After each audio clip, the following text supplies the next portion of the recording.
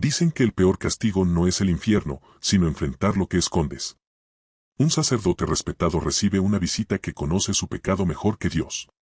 ¿Tú qué harías si tu pasado te pidiera cuentas esta noche?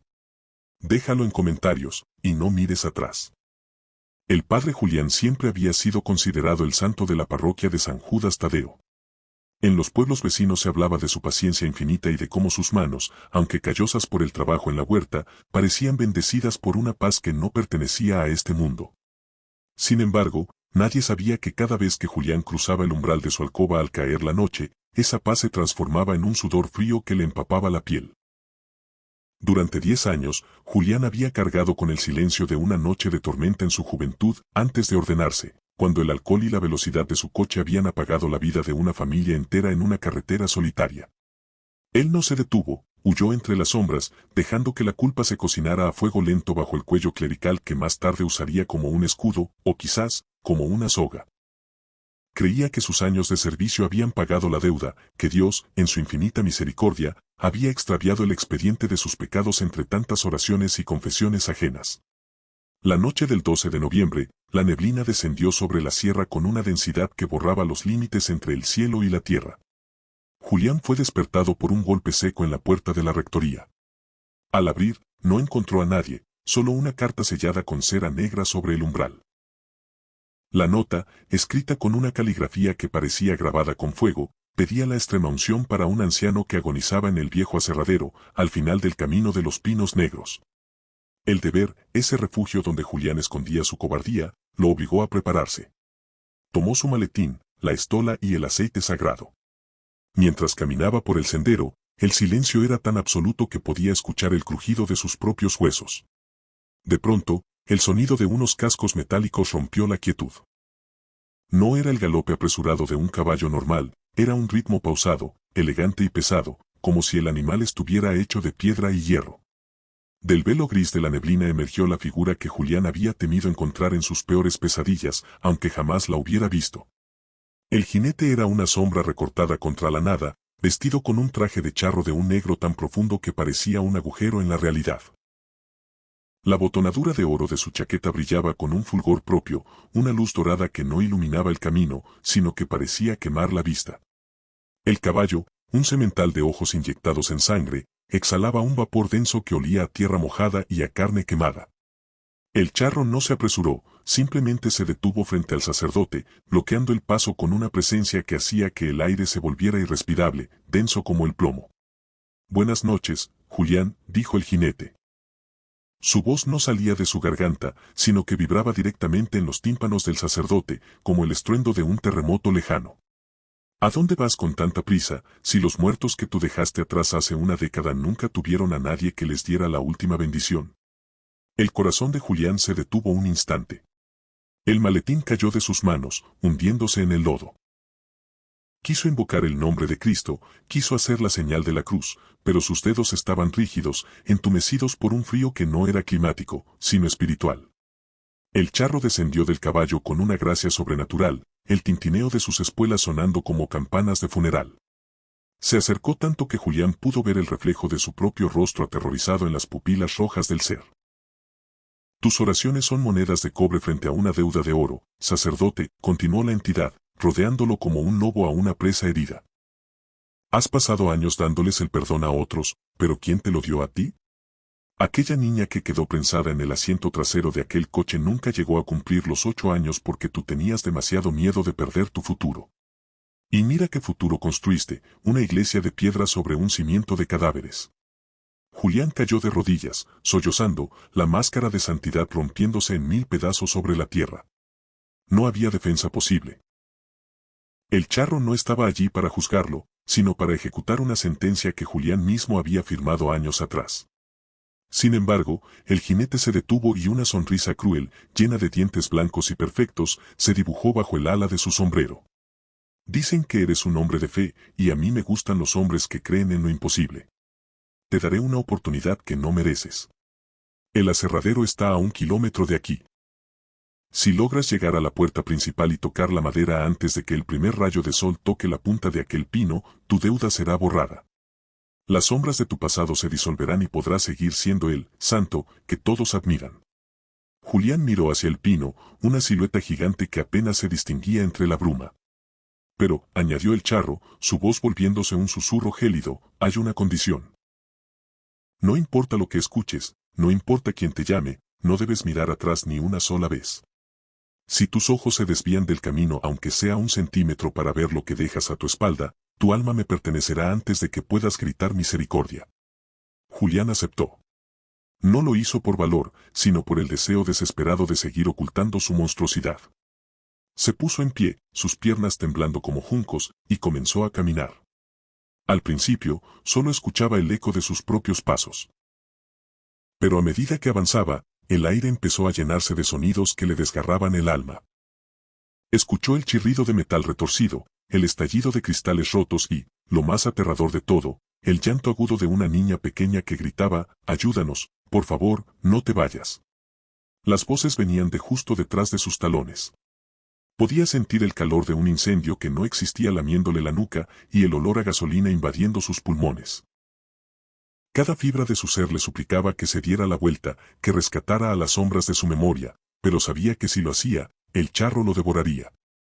El camino hacia el aserradero se transformó en un túnel de pesadilla donde el tiempo parecía haberse dilatado. Julián corría, pero sentía que sus pies se hundían en un fango invisible que se aferraba a sus tobillos como manos desesperadas. El ruido detrás de él se volvió ensordecedor. Ya no solo era el llanto de la niña, sino el lamento de un hombre que, con la voz rota por el dolor, le suplicaba que no lo dejara morir entre los fierros retorcidos. «Padre, usted nos vio. Usted nos miró a los ojos antes de acelerar», decía la voz, arrastrándose a pocos centímetros de su espalda. El sudor que bajaba por la frente del sacerdote ya no era frío, era una quemadura líquida que le nublaba la vista, pero mantenía sus ojos fijos al frente, en la silueta oscura del aserradero que parecía alejarse cada vez que él intentaba acercarse. El charro negro no galopaba. El sonido de sus espuelas marcaba un ritmo pausado, una tortura psicológica que le recordaba a Julián que la entidad no tenía prisa, porque el pecado siempre alcanza al pecador. El aire se volvió tan denso que Julián empezó a sentir que se ahogaba. El aroma a azufre se mezcló con el olor a sangre fresca y a caucho quemado, el mismo olor que lo había perseguido en sus sueños durante una década. De pronto, el bosque cambió. Los pinos a los lados del camino empezaron a proyectar sombras que no correspondían a los árboles, sino a figuras humanas con los miembros contorsionados, de pie a la orilla del sendero, observándolo pasar. Julián cerró los ojos un instante mientras corría, pero el horror era interno. Al cerrar los párpados, veía con mayor claridad el rostro de la familia que abandonó en la carretera. A escasos 200 metros de la puerta del aserradero, el ruido cesó de golpe. El silencio que siguió fue mucho más aterrador que los gritos.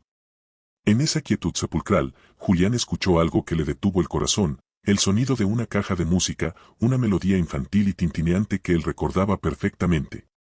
Era la caja de música que había quedado tirada en el asfalto aquella noche, sonando sola entre los escombros del accidente. «Mira, Julián. La encontré», dijo una voz infantil, pero esta vez no sonaba a lamento, sino a una alegría pura y angelical que le atravesó el pecho. «Es el regalo que papá me trajo, ¿no quieres ver qué bonita es?». La voz de la niña era tan real, tan llena de vida, que Julián sintió un impulso eléctrico en el cuello. Su instinto de protección, ese que había fingido tener durante 10 años como sacerdote, luchaba contra su instinto de supervivencia. El primer resplandor del alba empezó a teñir de un violeta agónico la punta del pino más alto. Julián estaba a solo unos pasos de la puerta de madera del aserradero. Podía ver las vetas de la madera vieja, el picaporte de hierro oxidado que representaba su salvación. Sin embargo, en ese preciso momento, sintió una mano pequeña y gélida que se cerraba alrededor de su mano derecha. No era un agarre violento, era el toque suave de un niño que busca guía para cruzar la calle. «Padre Julián, tengo frío, ¿por qué nos dejó ahí?». La voz no venía de atrás, parecía emanar de su propio hombro. El sacerdote se detuvo en seco, con la mano extendida hacia la puerta. El dolor moral se volvió físico, sentía que su corazón se desgarraba bajo la sotana. ¿Cómo podía pretender ser un hombre de Dios si seguía huyendo de su propia víctima? La duda fue su condena. El charro, que hasta entonces había guardado silencio, soltó una carcajada que hizo vibrar los cimientos del aserradero. «Mírala, Julián. Solo un segundo». Mírala y pídele perdón, y tal vez la carga desaparezca, susurró la entidad con una voz dulce y tentadora. Julián, quebrado por la culpa que ya no cabía en su pecho, olvidó la advertencia. Olvidó el trato. Olvidó el sol que empezaba a asomarse. Con un sollozo que fue más un rugido de agonía, giró la cabeza. Pero lo que vio no fue a la niña de sus recuerdos ni la inocencia recuperada. Tras él no había carretera, ni accidente, ni caja de música. Estaba el charro, cuya forma humana se había deshecho en una masa de sombras vivas con cientos de ojos rojos que parpadeaban al unísono. Lo que Julián había sentido como una mano de niña era en realidad una garra negra que ahora subía por su brazo, quemando la tela y la carne. El sacerdote no tuvo tiempo de tocar la madera. El charro lo envolvió en su capa negra, que se extendió como un ala de murciélago gigante, ocultando la luz del amanecer para Julián de forma permanente. Sus gritos fueron ahogados por el sonido de un trueno seco que sacudió la sierra. Cuando el sol finalmente iluminó el camino de los pinos negros, el sendero estaba vacío. El maletín del sacerdote seguía hundido en el lodo, pero el aceite sagrado se había derramado, formando una mancha oscura que se negaba a secarse. El aserradero, que Julián creía su refugio, no era más que una ruina abandonada hace décadas, un lugar donde nunca hubo nadie agonizando, salvo la propia alma del cura. Al mediodía, los feligreses de San Judas Tadeo encontraron la sotana del padre Julián colgada de la rama de un pino, intacta, pero con un detalle que les heló la sangre. En el lugar donde debía estar el corazón, la tela estaba carbonizada con la forma perfecta de una herradura. El santo del pueblo había desaparecido, y desde entonces, los arrieros que pasan por esa zona durante la neblina aseguran que no solo se escucha el galope de un caballo, sino el llanto de un hombre que camina eternamente de espaldas, buscando una puerta que nunca podrá tocar, mientras una voz infantil le pregunta sin descanso por qué nunca se detuvo a ayudar.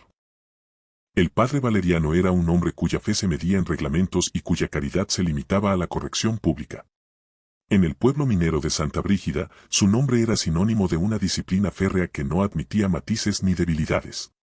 Para Valeriano, lo sobrenatural era una herramienta de control, no una realidad vivida. Despreciaba las leyendas de los mineros sobre duendes de las vetas o apariciones en los caminos, calificándolas de ignorancia supina que ensuciaba la doctrina pura. Se jactaba de ser un hombre ilustrado, un administrador de lo divino que veía a la Iglesia no como un refugio de almas, sino como una maquinaria de orden social. Su mayor orgullo era su intelecto, una armadura de lógica con la que humillaba a los feligreses que llegaban a él con relatos de sombras que caminaban por las noches. Para él, el diablo no era una entidad con cuernos y cola, sino el nombre que los tontos le daban a su propia falta de voluntad. La noche en que todo cambió, una tormenta de polvo seco azotaba las paredes de la parroquia, haciendo que la madera crujiera como si la estructura estuviera a punto de desmoronarse. Valeriano se encontraba en la sacristía, contando con meticulosidad las monedas de la colecta destinada a la reparación del techo, aunque en su mente ya había destinado gran parte de ese fondo a la adquisición de libros raros de teología que solo leería. Un golpe metálico resonó en la nave central de la iglesia. No era un toque a la puerta, sino el sonido de algo pesado golpeando las losas de piedra. Molesto por la interrupción de su aritmética, el sacerdote tomó un candelabro y salió al encuentro del intruso, preparado para lanzar una reprimenda que hiciera temblar al desdichado que osara interrumpirlo a esas horas. Al llegar al centro de la iglesia, lo vio. Sentado en el primer banco, un hombre de estatura imponente permanecía inmóvil. Vestía un traje de charro de una elegancia anacrónica, con bordados de plata que parecían absorber la escasa luz de las velas en lugar de reflejarla. El sombrero de ala ancha ocultaba su rostro por completo, dejando solo a la vista unas manos largas, enfundadas en guantes de cuero negro que apretaban con fuerza un látigo de piel de serpiente. Valeriano, lejos de sentir miedo, sintió una oleada de indignación. ¿Qué significa esta pantomima?, bramó el sacerdote, su voz resonando en las bóvedas vacías. La casa del Señor no es un escenario para sus disfraces regionales. Si busca limosna, vuelva de día; si busca refugio, hay un albergue en la salida del pueblo. El desconocido no se movió, pero el aire a su alrededor comenzó a vibrar con un calor antinatural. He venido a confesarme, Valeriano, respondió el hombre. Su voz no era un susurro, sino un estruendo contenido, como el movimiento de las placas tectónicas bajo la tierra. El sacerdote soltó una risa seca, despectiva. Las confesiones terminaron a las 6. No soy su sirviente personal. El charro se puso en pie con una lentitud que helaba la sangre. El sonido de sus espuelas no era un tintineo, sino un golpe seco, como el de un martillo sobre un clavo de ataúd. Mis pecados no pueden esperar al amanecer, y tú, que tanto presumes de ser el guardián de la ley, no puedes negarme el sacramento sin condenarte tú mismo. Valeriano sintió, por primera vez en su vida, una punzada de duda. Había algo en la presencia de aquel hombre que desafiaba su lógica, no era solo el traje, sino la autoridad absoluta que emanaba de su figura. Una oscuridad tan densa que el candelabro en la mano del sacerdote empezó a parpadear hasta extinguirse, dejando la iglesia sumida en una penumbra rojiza. Sin mediar más palabra, el extraño se dirigió hacia el confesionario. Valeriano, impulsado por una mezcla de orgullo herido y una curiosidad que empezaba a mutar en inquietud, lo siguió. Entró en el pequeño cubículo de madera, el espacio donde tantas veces había escuchado los pecados triviales de los mineros con aburrimiento y desdén. Al cerrar la puerta, el mundo exterior pareció desaparecer. El rugido de la tormenta de polvo se extinguió, reemplazado por un silencio absoluto y opresivo. El olor a incienso viejo fue sustituido por un hedor penetrante a azufre y a metal oxidado. A través de la rejilla, Valeriano solo podía ver una sombra impenetrable, pero sentía la mirada del penitente atravesando la madera, desnudando cada capa de su arrogancia. Empieza, ordenó Valeriano, intentando recuperar su tono de superioridad, aunque su mano temblaba imperceptiblemente sobre la estola. Confiesa tus faltas, si es que realmente tienes alguna que no sea la soberbia de interrumpir mi descanso. Bendíceme, Valeriano, porque he pecado. Comenzó el charro, pero no había rastro de humildad en su tono, sino una ironía mordaz que hizo que el vello de la nuca del sacerdote se erizara. He cobrado deudas que otros olvidaron, he reclamado tierras que los hombres creían suyas y he sembrado la duda en corazones que se decían protegidos por el cielo. Pero mi mayor pecado, según tus libros, es ser la verdad que tú te niegas a ver. Valeriano apretó los puños. Déjate de acertijos y habla con claridad. ¿A quién has robado? ¿A quién has matado? La sombra tras la rejilla soltó una risa que sonó como cristales rompiéndose en un pozo profundo. Hablemos mejor de tus robos, Valeriano. Hablemos de la viuda del minero Sánchez, a quien le negaste el auxilio de la parroquia mientras guardaba sus últimas monedas para tu colección privada. Hablemos de los sermones que escribes con desprecio, riéndote de la fe de los que vienen a buscar consuelo. Tú no sirves a Dios, tú te sirves de Él. El sacerdote sintió que el espacio del confesionario se encogía. Las paredes de madera parecían cerrarse sobre sus hombros y el aire se volvía cada vez más escaso. Silencio, gritó, golpeando la pared del cubículo. Tú no eres nadie para juzgarme. Soy un ungido, un hombre que ha dedicado su vida al estudio de la verdad. El charro se acercó más a la rejilla, y Valeriano pudo ver, a través de los pequeños orificios, dos puntos de un rojo incandescente que brillaban como brasas en la oscuridad. La verdad es que no crees en nada, Valeriano. Has construido una catedral de palabras para ocultar que tu corazón es un desierto. Predicas sobre un cielo que no esperas ver y sobre un infierno que crees que es solo un cuento para niños. Pero el infierno no es un lugar de fuego. Es el momento en que te das cuenta de que estás solo con lo que realmente eres. Un sudor frío y viscoso recorrió la espalda del sacerdote. La claustrofobia era ahora insoportable, sentía que la madera del confesionario se fundía con su propia piel. Intentó abrir la puerta para escapar, pero el picaporte estaba al rojo vivo, quemándole la palma de la mano. Estaba atrapado en su propia fortaleza de juicio.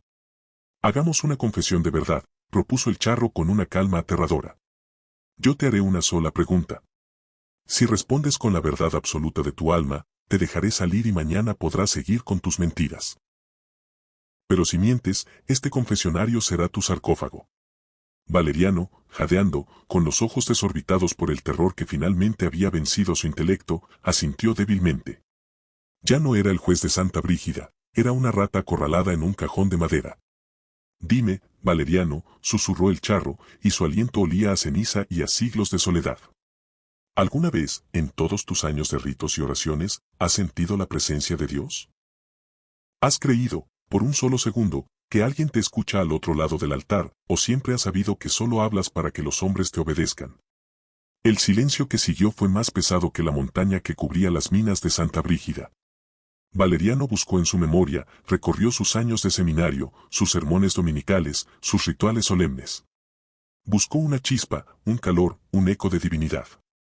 Pero no encontró nada. Solo encontró el eco de su propia voz, el brillo de las monedas y el placer de sentirse superior a los demás. Su armadura de lógica se desintegró, dejando al descubierto un vacío negro y absoluto. No, susurró Valeriano, y las lágrimas de la derrota empezaron a surcar su rostro. Nunca, nunca he creído. Todo ha sido una farsa, un teatro para no ser un don nadie en el mundo. Al pronunciar esas palabras, el brillo rojo tras la rejilla se intensificó hasta volverse cegador.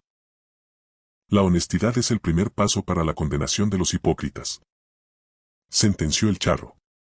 El confesionario empezó a vibrar con una fuerza violenta y el olor a azufre se volvió tan denso que Valeriano empezó a toser sangre. Sintió que unas cadenas invisibles se enroscaban en sus extremidades, hundiéndose en su carne. El charro no se movió de su sitio, pero su sombra pareció expandirse, llenando cada rincón de la iglesia, devorando la poca luz que quedaba en el mundo. A la mañana siguiente, los feligreses encontraron la iglesia abierta. La tormenta de polvo se había ido, dejando una capa gris sobre los bancos. El confesionario estaba cerrado por dentro. Cuando finalmente lograron forzar la puerta, encontraron el cuerpo del padre Valeriano sentado en su banquillo de juez. Su rostro era una máscara de horror puro, con los ojos tan abiertos que parecían querer saltar de sus cuencas. Sus manos estaban aferradas con tal fuerza a la rejilla que sus uñas se habían clavado en la madera.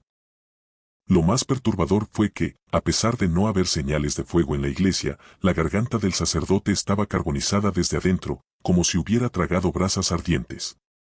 En el lado del penitente no había nadie, solo un rastro de ceniza negra y el eco de unas espuelas que, según dicen los que limpian el templo, todavía se escuchan sonar cuando alguien intenta confesar una mentira.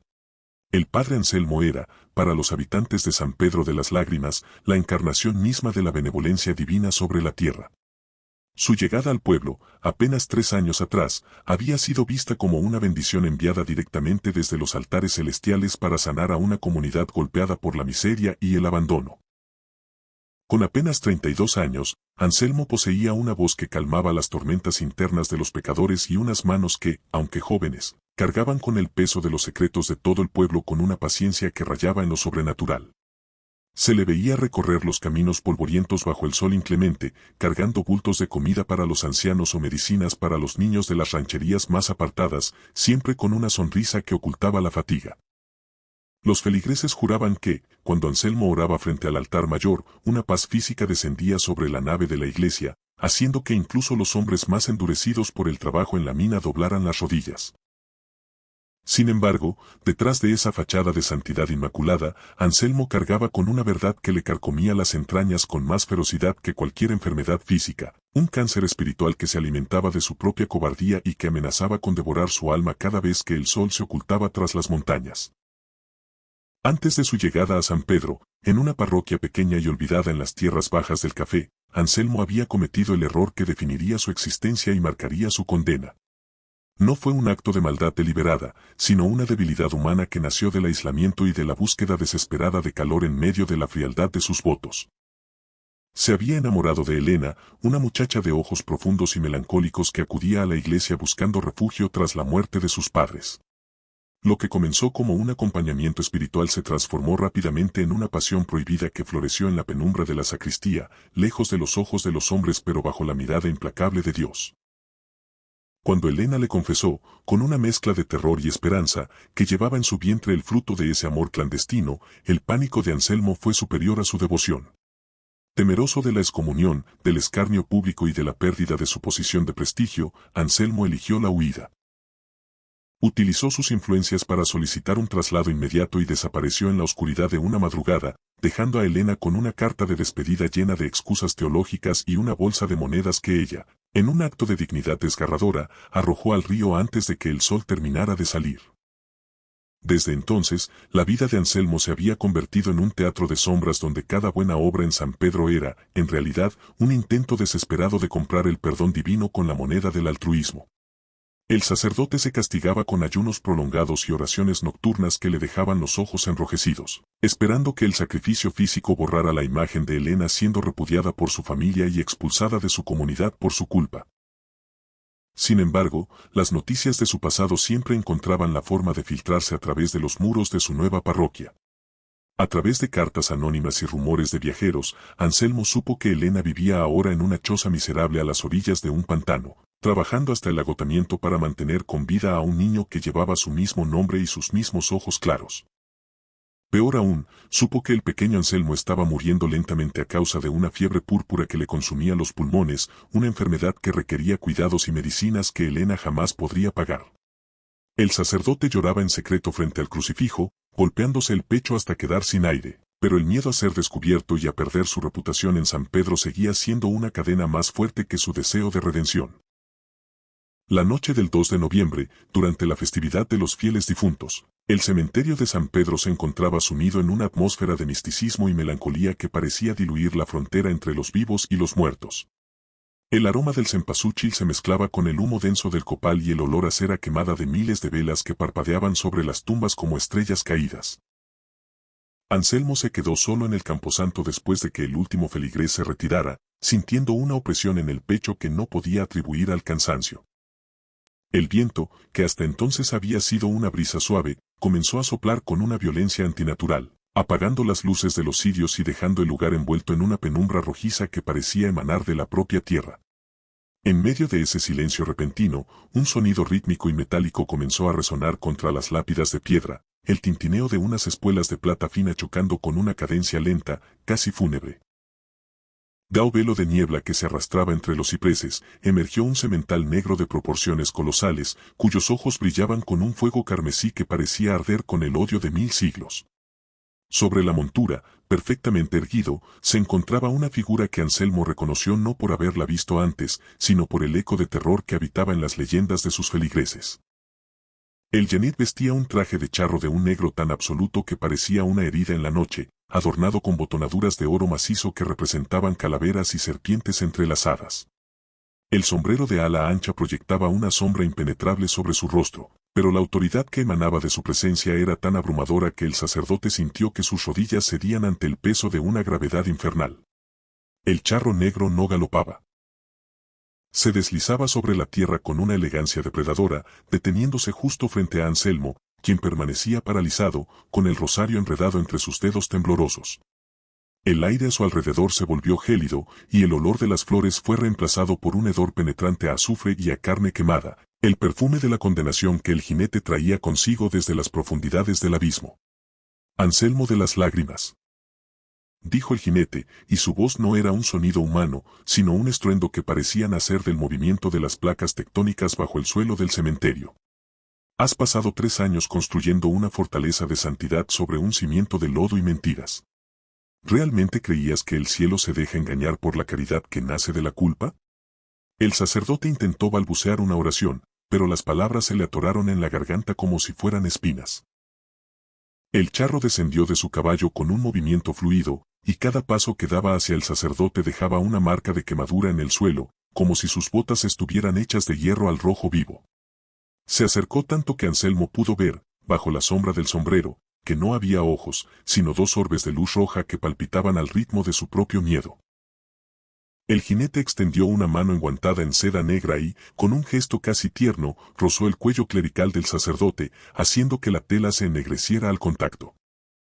En este preciso momento, continuó la entidad, Elena está arrodillada sobre el suelo de tierra de su choza, sosteniendo el cuerpo de tu hijo que ya no tiene fuerzas para gritar. La fiebre le ha robado el aliento y la muerte ya está sentada a los pies de su cama, esperando el último suspiro que ocurrirá antes de que la luna alcance su cenit. Ella ha pedido un milagro a un Dios que parece haberle dado la espalda, pero yo he venido a ofrecerte a ti la oportunidad que tu fe no ha podido darte. Anselmo se derrumbó por completo, golpeando la tierra con la frente, sollozando con una agonía que le desgarraba la garganta. La mención de su hijo muriendo en la miseria, mientras él disfrutaba de la admiración de un pueblo entero, le hizo comprender la magnitud de su monstruosidad. Por primera vez en su vida, el amor que sentía por Elena y por ese niño que nunca había cargado fue más fuerte que su instinto de preservación. La entidad lo observaba con una satisfacción cruel, sabiendo que finalmente había llevado al santo de San Pedro al borde del abismo donde la redención solo se compra con sangre. El charro rodeó al sacerdote, sus espuelas sonando como un recordatorio constante de que el tiempo se agotaba para la vida inocente que dependía de esta conversación. «Puedo salvarlo, Anselmo», susurró el jinete, y su voz ahora era una tentación dulce y terrible que se filtraba en los oídos del sacerdote como veneno. «Puedo viajar a través de las sombras y soplar en los pulmones de ese niño una salud que lo hará vivir 100 años. Puedo hacer que Helena encuentre mañana mismo una fortuna oculta que le permita vivir con la reina que debería haber sido. Puedo borrar la mancha de su nombre y darle la felicidad que tú le robaste por cobardía. Puedo darle todo lo que tú no tuviste el valor de darle, y puedo hacerlo antes de que termine esta noche de muertos». Anselmo levantó la cabeza, sus ojos nublados por las lágrimas buscando la mirada infernal del charro con una desesperación absoluta. Sabía que detrás de esa oferta se escondía un precio que no admitía regateos, un sacrificio que demandaba todo lo que él era y todo lo que esperaba ser. «¿Qué quieres de mí?», preguntó Anselmo con una voz que apenas era un susurro quebrado. El charro negro se detuvo y una sonrisa de satisfacción diabólica pareció dibujarse en la penumbra. «Quiero lo único que tienes de valor, Anselmo. Quiero el alma que has intentado lavar con mentiras y la vida que has usado para ocultar tu pecado. Te ofrezco un cambio justo, tu muerte física y tu condenación eterna a cambio de la vida y la gloria de Helena y tu hijo. Si aceptas, morirás en este cementerio antes del alba, y tu nombre será recordado como el de un mártir, mientras que la verdad de tu trato se irá conmigo al infierno. Pero si te niegas, vivirás muchos años, serás obispo, serás admirado por todos, pero verás morir a tu hijo esta misma noche y Helena te maldecirá con su último aliento antes de quitarse la vida por el dolor». Anselmo miró la cruz de la iglesia a lo lejos y comprendió que este era el único acto de fe verdadera que realizaría en toda su existencia. El silencio que siguió a la propuesta del charro negro parecía tener un peso físico, una densidad que comprimía los pulmones de Anselmo hasta hacerle sentir que el oxígeno mismo se había convertido en ceniza.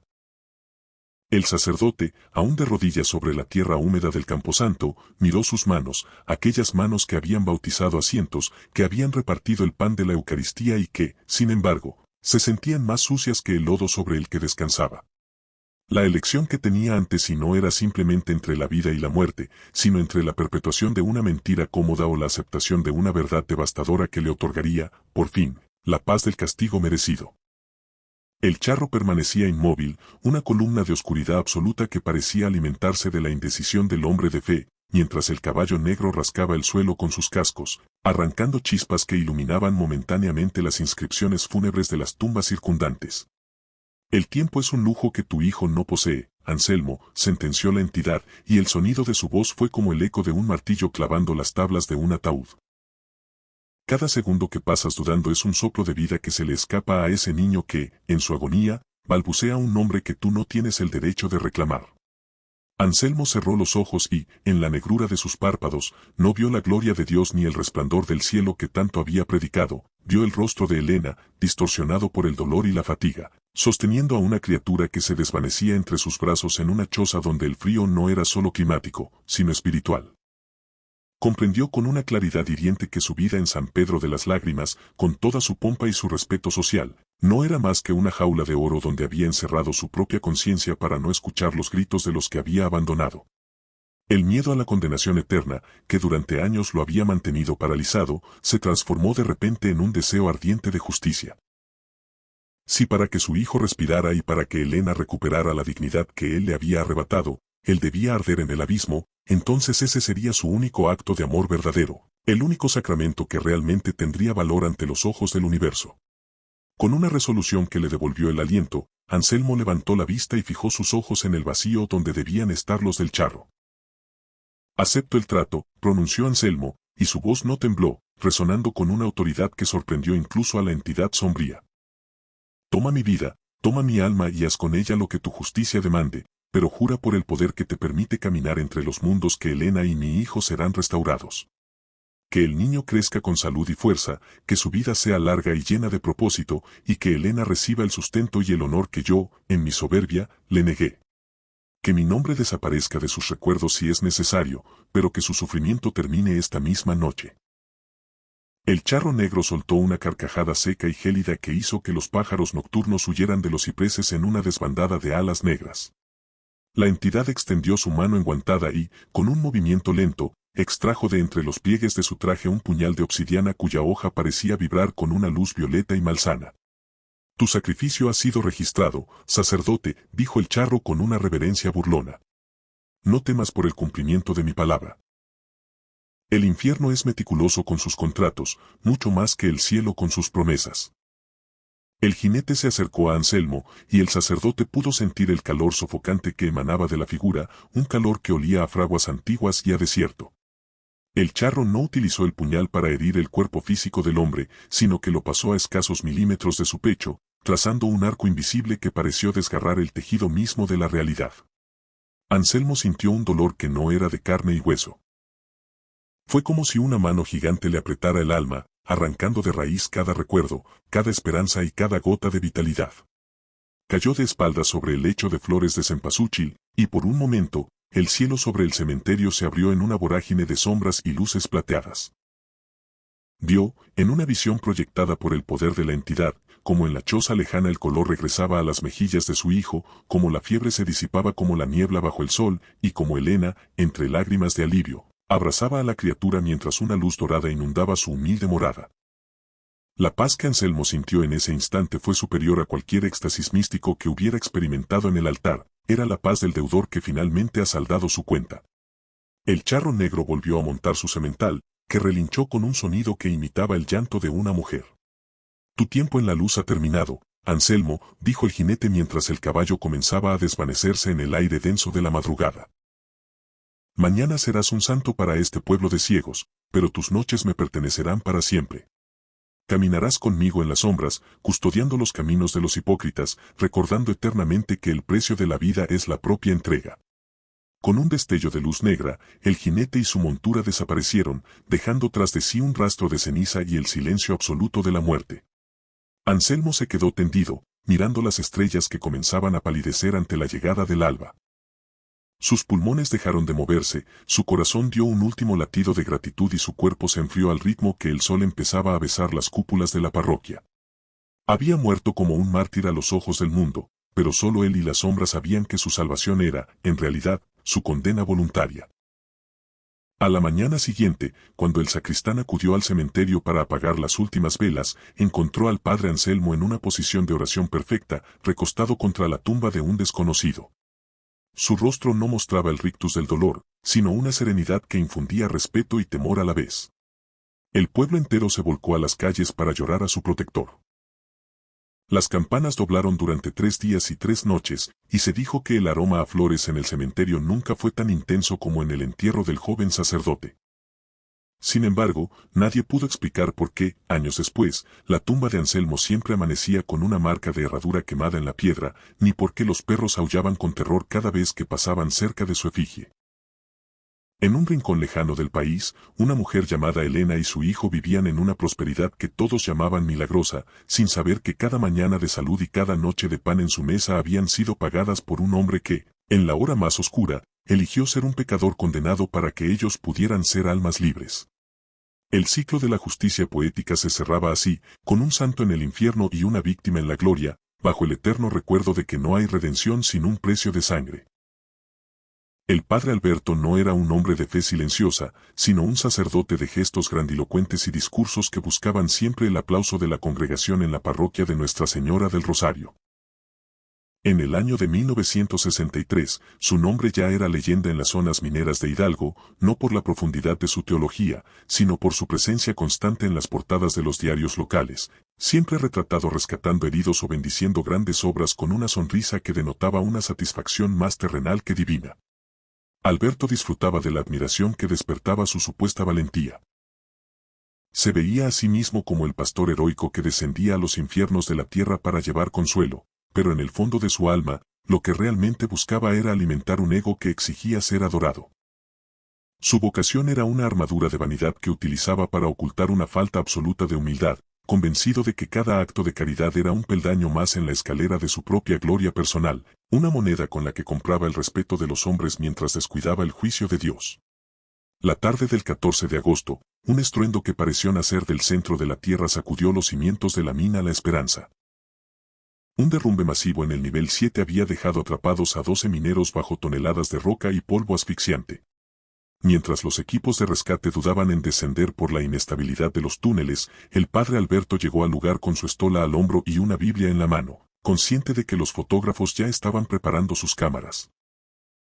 Desoyendo las advertencias de los ingenieros, Alberto se adentró en el socavón con paso firme, proclamando a gritos que la mano del Señor lo protegería. Aunque en realidad lo que impulsaba sus piernas era la embriagadora idea de que mañana su rostro aparecería nuevamente en las noticias como el salvador de los desesperados. A medida que descendía por los túneles estrechos y húmedos, el aire se volvía denso y el silencio de la montaña se sentía como una presencia física que observaba sus movimientos con un desprecio milenario. Tras caminar durante casi una hora por galerías que crujían bajo el peso de la montaña, Alberto llegó a una cámara natural donde el aire olía a gas grisú y a muerte inminente. Allí, encontró a los 12 hombres amontonados, rezando en un rincón mientras la estructura de vigas de madera cedía lentamente bajo el peso de los escombros. Al verlo, los mineros sollozaron de alivio, creyendo que aquel hombre de Dios era la señal de que saldrían con vida. Alberto, henchido de orgullo, comenzó a recitar versículos con una voz potente que buscaba impresionar incluso en la penumbra. Sin embargo, antes de que pudiera iniciar la evacuación, una ráfaga de viento gélido sopló desde lo más profundo de la mina, apagando las lámparas de carburo y dejando la cámara en una oscuridad tan absoluta que parecía devorar la piel. En medio de esa negrura, un sonido rítmico de pasos pesados comenzó a resonar sobre el suelo de roca viva. No eran pasos de un hombre, sino el golpe metálico de casco sobre la piedra, acompañado por el tintineo inconfundible de espuelas de plata. De las sombras más densas del túnel colapsado emergió una figura que desafiaba la lógica del desastre. Un charro vestido con una elegancia impecable, con un traje de gala de un negro azabache que no reflejaba la escasa luz de las brasas que caían del techo, se detuvo frente al sacerdote. Su sombrero de ala ancha ocultaba su rostro, pero la botonadura de oro en sus mangas brillaba con un fulgor rojizo, como si cada pieza de metal estuviera al rojo vivo. El charro negro no caminaba, se deslizaba con una autoridad que hacía que incluso la montaña dejara de crujir. Los mineros, paralizados por un terror que no pertenecía a este mundo, cayeron de rodillas, pero el jinete de las sombras no tenía ojos para ellos. Su atención estaba centrada exclusivamente en Alberto, quien sentía que el aire se le escapaba de los pulmones como si una mano invisible le apretara la tráquea. Vienes aquí buscando el aplauso de los hombres, Alberto, pero lo único que has encontrado es el silencio de los muertos, dijo el charro, y su voz vibró en las paredes de la mina como el eco de un terremoto lejano. El sacerdote, intentando recuperar su máscara de valentía, levantó su Biblia con manos temblorosas. Apártate, criatura de la noche. Estoy aquí para salvar a mis ovejas por mandato divino, gritó, aunque su voz sonó pequeña y patética frente a la inmensidad de la entidad. El charro soltó una carcajada que sonó como piedras chocando entre sí en un abismo profundo. No mientas en este lugar, donde la tierra no tiene oídos para tus falsedades. Estás aquí porque amas el flash de las cámaras más que las almas de estos hombres. Estás aquí para que el gobernador te estreche la mano y para que los periódicos digan que eres un santo. Pero yo sé que si estuvieras solo y nadie pudiera verte, ya habrías huido como el cobarde que eres. El charro se acercó a Alberto, y el sacerdote pudo sentir el calor abrasador que emanaba de la figura, un calor que contrastaba con el frío de la tumba que era la mina. La entidad extendió una mano enguantada en seda negra y tocó la estola de Alberto, que se carbonizó instantáneamente bajo su contacto. Te propongo un juicio, pastor de vanidades, continuó el charro, mientras el túnel volvía a crujir con una violencia aterradora, anunciando el colapso definitivo. La montaña está a punto de cerrarse para siempre. No hay tiempo para que todos salgan. Te daré a elegir el final de tu historia, ese que tanto te gusta construir. Puedes salir tú ahora mismo por un atajo que solo yo conozco, llegarás a la superficie como el único superviviente, el mártir que intentó salvarlos y que contará historias heroicas sobre su sacrificio fallido por el resto de su larga y cómoda vida. O puedes quedarte aquí, sosteniendo este techo con tu propia existencia mientras estos hombres escapan, sabiendo que tu nombre se perderá en la oscuridad y que nadie, absolutamente nadie, sabrá nunca que fuiste un héroe de verdad. Alberto sintió que el suelo se movía bajo sus pies. El dilema era una daga clavada en el centro de su orgullo. La idea de morir sin que nadie fuera testigo de su valentía le resultaba insoportable. Si moría allí abajo, su leyenda se extinguiría, pero si salía, podría vivir de la gloria de haberlo intentado.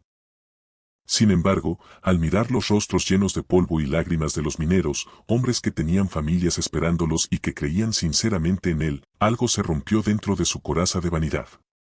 El charro lo observaba con una sonrisa invisible, disfrutando del tormento psicológico del hombre que siempre había vivido para los demás, pero nunca por los demás. El estruendo de la roca cediendo se volvió ensordecedor, y una lluvia de polvo gris comenzó a cubrir al grupo, marcando el inicio del fin. El tiempo de las cámaras y los periódicos se había terminado, ahora solo quedaba la verdad desnuda frente al dueño de las profundidades. El estruendo de la montaña se intensificó, un rugido gutural que parecía provenir de las entrañas mismas del planeta, exigiendo su tributo de carne y piedra.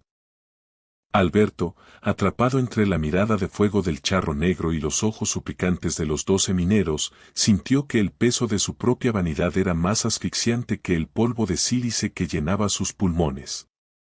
El trato estaba sobre la mesa. La gloria de una vida falsa en la superficie, alimentada por el relato de una tragedia que él mismo protagonizaría como el único sobreviviente heroico, o la desaparición absoluta en el vientre de la tierra, un acto de amor puro que nadie presenciaría y que, por tanto, no alimentaría su ego. El charro se relamió, deleitándose con la agonía del sacerdote. Decídete, Alberto, siseó la entidad, cuyas espuelas tintineaban al ritmo de los latidos acelerados del cura. La viga maestra sobre sus cabezas tiene apenas un minuto de vida. Elige ser el santo de los periódicos o el cadáver que nadie encontrará jamás. ¿Qué vale más para ti, el aplauso de los hombres o la vida de estos desgraciados? En ese instante de terror absoluto, el barniz de la personalidad pública de Alberto terminó de resquebrajarse. Miró al minero más joven, un muchacho de apenas 18 años llamado Mateo, que sostenía contra su pecho un rosario de madera, temblando no por él, sino por la madre que lo esperaba en la bocamina. Alberto comprendió que si aceptaba el atajo del charro, cargaría con el peso de 12 muertes cada vez que un fotógrafo lo retratara. Cada flash sería un recordatorio de que era un fraude, una cáscara vacía vestida de sotana. Por primera vez en su carrera eclesiástica, la fe que tanto había predicado de labios para afuera se manifestó como un dolor agudo en el centro del pecho. No era una fe en el dogma, sino una fe en la decencia humana que había intentado enterrar bajo capas de arrogancia. Con un movimiento lento, Alberto se despojó de su reloj de oro y de la cruz pectoral que solía lucir con orgullo, dejándolos caer sobre el polvo como si fueran basura. «Sácalos a ellos», dijo Alberto, y su voz, aunque rodeada por el estruendo de las piedras que caían, sonó con una serenidad que nunca había tenido en el púlpito. «Guíalos por ese camino que mencionaste. Que lleguen a la luz, que abracen a sus familias y que el sol vuelva a tocar sus rostros. Pero hazlo ahora, antes de que este lugar se convierta en su tumba». El charro negro se irguió, su silueta pareció expandirse hasta tocar el techo de la cámara y un brillo de respeto maligno cruzó su invisible semblante. «Has elegido el camino más difícil, pastor. El camino de la verdad sin testigos. ¿Estás seguro? Nadie sabrá que fuiste tú quien se quedó. Dirán que fuiste un cobarde que se perdió en el túnel por miedo, o que simplemente fuiste una víctima más del azar. Tu nombre será una nota al pie de página, una estadística de la mina». Alberto asintió, colocándose bajo la viga principal que crujía peligrosamente. «No importa lo que digan allá arriba. Lo que importa es lo que yo sé aquí abajo». «Sácalos a ellos», dijo Alberto, y su voz, aunque rodeada por el estruendo de las piedras que caían, sonó con una serenidad que nunca había tenido en el púlpito. «Guíalos por ese camino que mencionaste. Que lleguen a la luz, que abracen a sus familias y que el sol vuelva a tocar sus rostros. Pero hazlo ahora, antes de que este lugar se convierta en su tumba». El charro negro se irguió, su silueta pareció expandirse hasta tocar el techo de la cámara y un brillo de respeto maligno cruzó su invisible semblante. «Has elegido el camino más difícil, pastor. El camino de la verdad sin testigos. ¿Estás seguro? Nadie sabrá que fuiste tú quien se quedó. Dirán que fuiste un cobarde que se perdió en el túnel por miedo, o que simplemente fuiste una víctima más del azar. Tu nombre será una nota al pie de página, una estadística de la mina». Alberto asintió, colocándose bajo la viga principal que crujía peligrosamente. «No importa lo que digan allá arriba. Lo que importa es lo que yo sé aquí abajo». Con un gesto de su mano enguantada, el charro abrió una grieta en la pared lateral de la cámara, una abertura que no existía momentos antes y de la cual emanaba un aire fresco que olía a pinos y a noche abierta. «Corran», gritó Alberto a los mineros, mientras utilizaba toda su fuerza física para apuntalar una viga de madera que amenazaba con ceder sobre la salida. Los hombres, confundidos y aterrorizados, no cuestionaron el milagro, empezaron a cruzar el umbral uno tras otro. Mateo, el joven minero, se detuvo un segundo para mirar al sacerdote, pero el charro lo empujó hacia la libertad con un movimiento imperceptible. Cuando el último hombre cruzó el umbral, la grieta se selló con la misma rapidez con la que se había abierto, dejando a Alberto solo en la cámara, frente a frente con el jinete de las sombras y el colapso final de la montaña. El techo de la mina se dio con un estallido ensordecedor. Toneladas de roca cayeron sobre el lugar donde antes rezaban los mineros, pero Alberto no murió de inmediato. El charro, con una fuerza sobrenatural, detuvo el tiempo por un instante eterno, manteniendo las rocas suspendidas en el aire para que el sacerdote pudiera ver el final de su trato. «Has ganado su libertad, Alberto, pero has perdido tu historia», susurró la entidad, acercándose tanto que el sacerdote pudo sentir el aliento de azufre contra su mejilla. «Ahora vendrás conmigo a las galerías donde no llega la luz del sol ni la memoria de los hombres.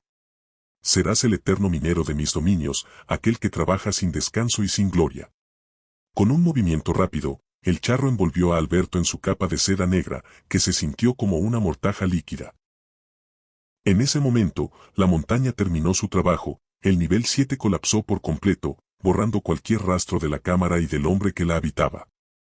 En la superficie, el rescate de los 12 mineros fue calificado como el milagro de Real del Monte. Los hombres emergieron por una vieja chimenea de ventilación que los ingenieros habían dado por sellada décadas atrás. Cuando los periodistas los rodearon, preguntando por el padre Alberto, los mineros contaron una historia confusa. Hablaban de una sombra que los guió y de un sacerdote que se quedó atrás, pero el caos del derrumbe y el trauma del encierro hicieron que sus relatos parecieran alucinaciones por falta de oxígeno. El cuerpo del padre Alberto nunca fue recuperado. A pesar de los esfuerzos iniciales, las cuadrillas de rescate determinaron que el nivel 7 era un cementerio de piedra inaccesible. Con el paso de los meses, el nombre de Alberto dejó de aparecer en las portadas. Aquel hombre que tanto había amado la luz de los reflectores fue olvidado por la opinión pública, reemplazado por nuevas noticias y nuevas tragedias. Años después, se erigió una pequeña placa en la Bocamina en memoria de las víctimas de 1963. Pero el nombre de Alberto aparecía simplemente como desaparecido, sin mención alguna a su supuesto heroísmo. Sin embargo, entre los mineros viejos de la región, nació una leyenda distinta. Dicen que en las noches de tormenta, cuando la montaña cruje y el gas grisú silba en los túneles abandonados, se puede escuchar el tintineo de unas espuelas de plata y el sonido de una pala golpeando la roca rítmicamente. Aseguran que es el alma de un sacerdote que trabaja en la oscuridad más absoluta, condenado por su antigua vanidad pero redimido por su sacrificio secreto. Alberto consiguió lo que nunca esperó. Una leyenda que no se alimenta de periódicos ni de fotos, sino del respeto temeroso de aquellos que saben que, en las profundidades de la tierra, la verdad no necesita testigos para ser eterna. El padre Javier llegó al pueblo de San Juan de las Sombras, en lo más profundo de la selva chiapaneca, con la convicción de un cruzado del siglo XXI. Joven, con un título en teología por una universidad europea y una fe que se basaba más en la lógica administrativa que en el misterio divino, Javier despreciaba lo que él llamaba contaminación folclórica. Para él, las cruces adornadas con flores de cempasúchil fuera de época, los cuencos de barro con sangre de ave dejados en las entradas de las cuevas y, sobre todo, la veneración silenciosa a la figura del Señor de la Noche, un charro de negro que los locales juraban protegía el equilibrio de las cosechas, eran simples restos de una ignorancia prehistórica que debía ser erradicada. Su misión, según sus propias palabras en los informes que enviaba a la diócesis, era limpiar la fe de maleza y traer a esos campesinos hacia una modernidad espiritual higiénica, donde los milagros solo ocurrieran en los libros y los miedos nocturnos fueran explicados por la psicología. Durante sus primeros meses, Javier actuó con una eficiencia implacable que le ganó el odio silencioso del pueblo. Ordenó retirar los altares de piedra que flanqueaban el camino hacia el monte, calificándolos de focos de infección y paganismo. En sus sermones, ridiculizaba las advertencias de los ancianos que le suplicaban no interrumpir las ofrendas del solsticio, asegurándoles que el único protector que necesitaban estaba encerrado en el sagrario de la iglesia, no cabalgando por los desfiladeros. La tensión alcanzó su punto máximo cuando Javier, en un acto de soberbia iconoclasta, decidió talar el pino del pacto, un árbol milenario en cuyas raíces los habitantes depositaban monedas y granos de cacao desde tiempos inmemoriales para asegurar que la tierra no se tragara sus hogares. Al caer el árbol, un silencio sepulcral se apoderó de San Juan de las Sombras, las aves dejaron de cantar y el viento empezó a soplar con un aroma rancio, como si algo que había estado durmiendo bajo las raíces hubiera sido despertado por el hacha de la ignorancia. La noche del tercer día tras la caída del árbol, una tormenta que desafiaba todos los pronósticos meteorológicos se estacionó sobre el pueblo. No era una lluvia normal. El agua caía con un peso plomizo y el cielo se teñía de un verde enfermizo que iluminaba las calles vacías. Javier, refugiado en la casa parroquial, intentaba trabajar en su computadora, pero la electricidad fallaba rítmicamente, como si un corazón gigante estuviera pulsando bajo el suelo. De pronto, el sonido de unos cascos metálicos rompió el estruendo de los truenos.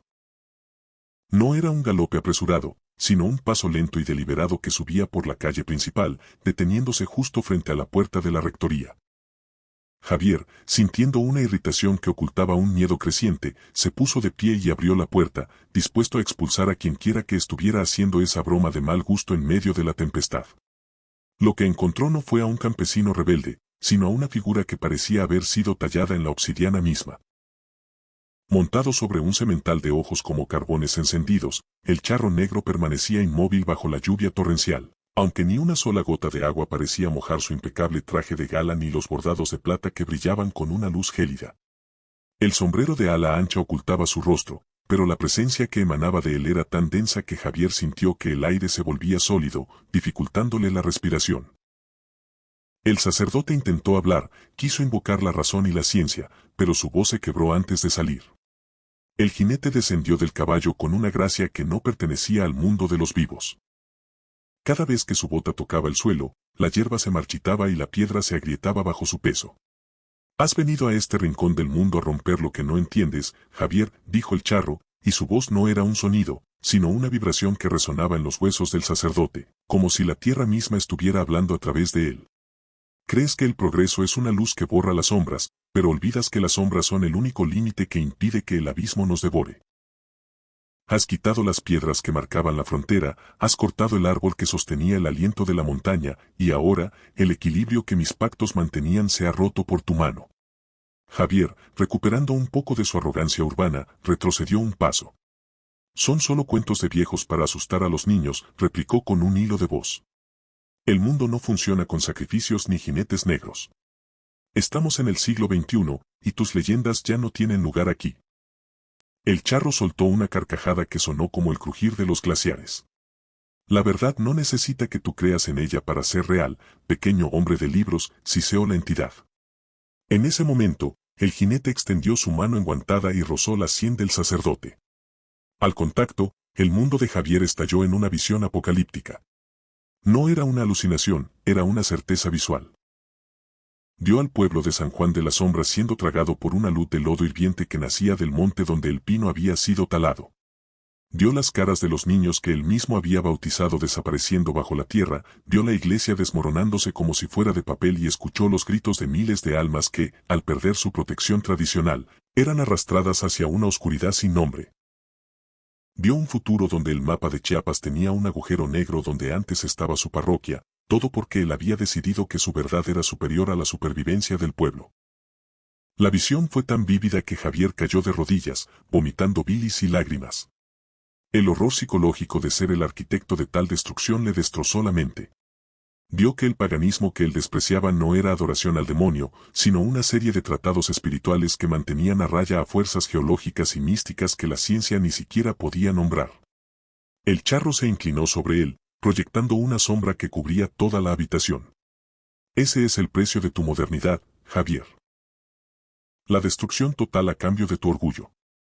He custodiado este valle desde que los hombres solo hablaban con el humo, y no permitiré que un niño con sotana rompa lo que los siglos han construido. Pero el equilibrio exige una compensación. El árbol ha caído y la tierra tiene hambre. Alguien debe ocupar el lugar del pino, alguien debe convertirse en la nueva piedra del pacto para que la montaña no reclame lo que es suyo. Anselmo, temblando, comprendió que el charro no estaba allí para matarlo por odio, sino para ofrecerle una salida que reparara el daño que su soberbia había causado. El dilema era absoluto: podía huir del pueblo esa misma noche, refugiarse en su mundo de lógica y dejar que la visión se cumpliera, o podía aceptar que las tradiciones existen por una razón y pagar el precio para restaurar el muro que él mismo había derribado.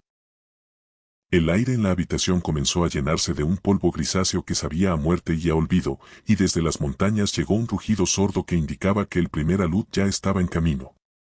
El tiempo de la teoría se había acabado, el momento del sacrificio, ese que Javier siempre había considerado una metáfora obsoleta, estaba llamando a su puerta con la forma de un jinete negro. El rugido que emanaba de las entrañas de la montaña no era un fenómeno geológico que Javier pudiera explicar con sus manuales de geografía o sus tratados de lógica académica. Era el grito de una fiera herida que, tras siglos de cautiverio, encontraba finalmente una grieta por la cual escapar. Javier, aún de rodillas y con la visión de los niños sepultados quemándole las retinas, comprendió que el charro negro no era un villano en el sentido humano de la palabra, sino una constante universal, un peso necesario en la balanza que él, con su arrogancia modernista, había desequilibrado. El sacerdote miró sus manos, que aún olían a la resina del pino del pacto que había ayudado a talar, y sintió una náusea espiritual que le recorrió la columna vertebral. La tecnología de su oficina, la luz eléctrica que parpadeaba y su computadora llena de informes estadísticos parecían ahora juguetes de papel frente a la inmensidad de la figura que lo observaba. El charro no se movía, pero su sola presencia dictaba el destino de cada alma en San Juan de las Sombras, recordándole a Javier que el progreso es una ilusión delgada que solo sobrevive mientras las fuerzas antiguas decidan permanecer dormidas. ¿Qué es lo que pides, entonces?, preguntó Javier, con una voz que apenas era un eco de la soberbia que había lucido durante meses. El charro negro dio un paso al frente, y el sonido de sus espuelas de plata resonó como el veredicto de un juez implacable. La tierra no entiende de arrepentimientos, solo de compensaciones, respondió la entidad, y su aliento gélido extinguió las pocas luces que quedaban en la rectoría. El árbol que cortaste era el ancla que mantenía la furia de la montaña en su sitio. Sin esa ancla, la corriente de lodo y muerte que viste en tu visión es inevitable. Pero la tradición dice que el protector puede ser reemplazado. Si un hombre de voluntad se ofrece para ser el nuevo guardián, para vigilar los senderos y recordarles a los hombres que el respeto es el único muro que los separa del abismo, entonces la montaña aceptará el cambio. Pero ese hombre debe renunciar a su nombre, a su luz y a su futuro entre los vivos. Debe convertirse en parte de la sombra que tanto desprecia. Javier se puso en pie con dificultad, sintiendo el peso de la responsabilidad de miles de vidas sobre sus hombros. Miró por la ventana y vio las luces débiles de las casas del pueblo, donde las familias dormían sin saber que el fin del mundo golpeaba a sus puertas debido a la ignorancia de su párroco. El dilema moral era absoluto: podía marcharse en su camioneta antes de que la carretera se bloqueara, salvar su propia vida y justificar la destrucción del pueblo como un desastre natural trágico pero inevitable ante sus superiores en la diócesis.